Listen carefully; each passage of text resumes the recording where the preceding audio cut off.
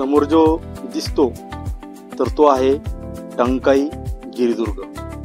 आम्ही अगोदर अंकाईवर गेलो, आता मी जिथे उभा आहे तो टंकाई आहे।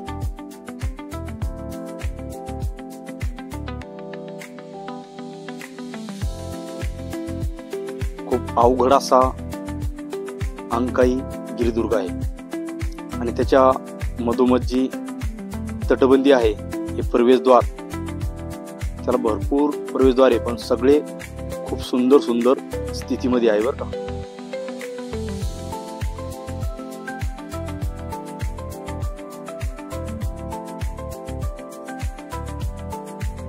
नैसर्गिक निर्माण झालेला पण असं वाटतं की हे कातळ कोरलेलं असेल असं वाटतं, पण ते पूर्णपणे नैसर्गिक आहे।